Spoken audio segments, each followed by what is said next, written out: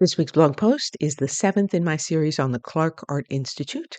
It covers American paintings of the late 19th and early 20th centuries. For more on the Clark Art Institute in Williamstown, Massachusetts, see the first post in this series.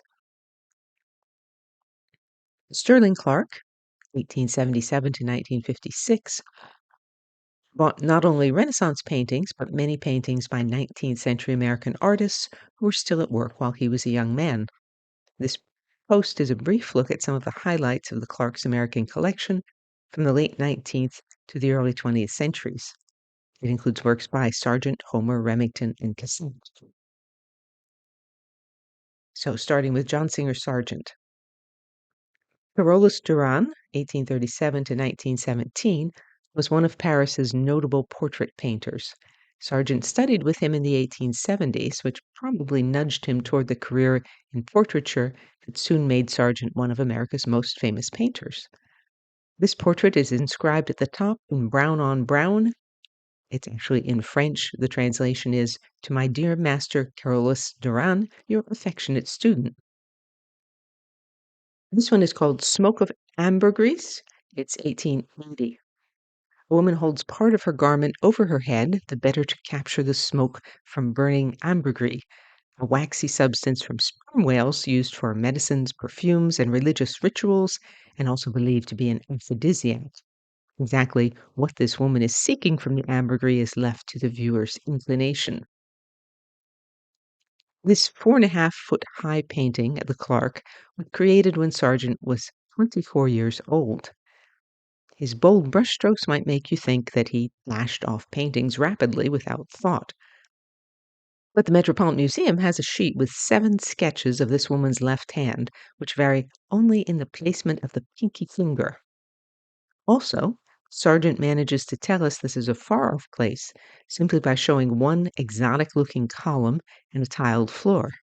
It takes thought to reduce a setting to such suggestive essentials. Also, Sargent manages to draw our attention to the woman's face, a very small part of the painting, simply by increasing the amount of detail in that area and by contrasting the warm color of her skin with her pale costume. This painting was not just dashed off. Sargent started it in Tangier, Morocco, but finished it in a Paris studio. Sterling Clark acquired the work in 1914 when Sargent was at the height of his fame. The Clark owns a dozen oils by Sargent, which makes it a must-visit if you're a Sargent fan. Moving on to George Inness. The painters of the Hudson River School, Thomas Cole, Frederick Church, Albert Bierstadt, and others, painted landscapes showing spectacular American scenery. My favorite work by Inness, 1825 to 1894, is the Lackawanna Valley at the left, which is very much like Hudson River School paintings. It shows the original roundhouse of the Delaware, Lackawanna, and Western Railroad set amid lush farmland. As Inness grew older, his works were influenced by contemporary French landscapes of the Barbizon school.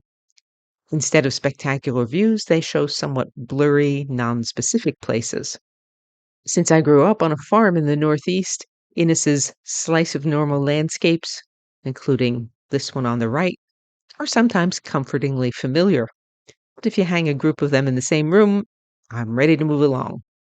But I'd rather not move along to a painting such as this one, Autumn in Montclair.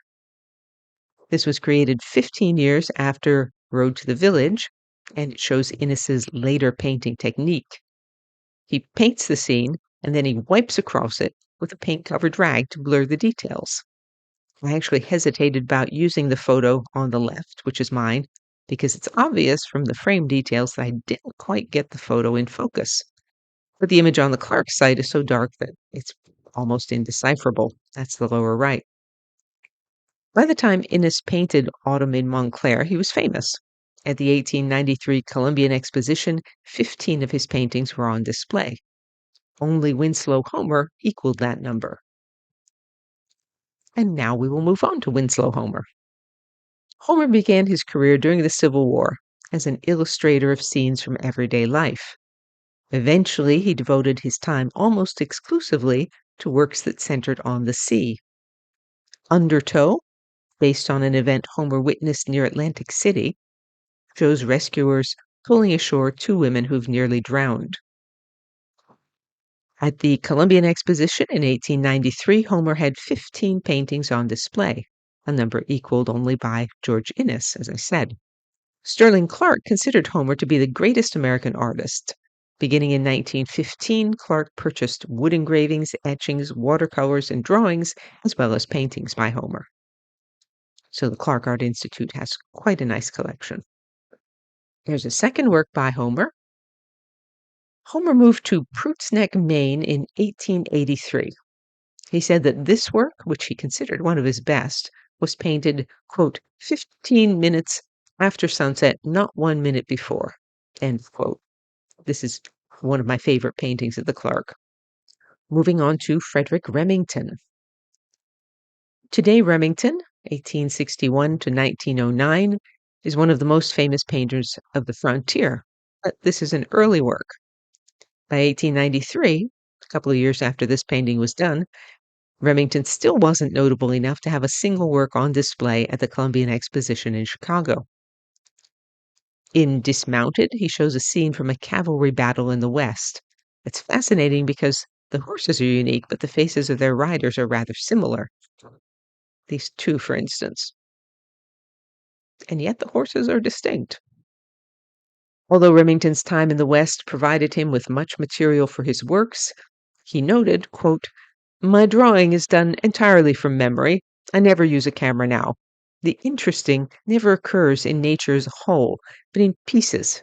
It's more what I leave out than what I add." End of quote.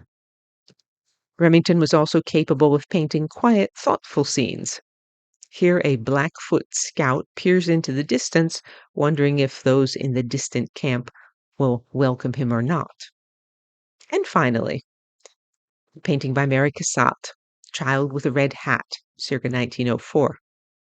Cassatt, 1844 to 1926, moved to Paris in 1866 and spent much of the rest of her life there. She's associated with the Impressionists. Her particular niche was scenes of mothers and children.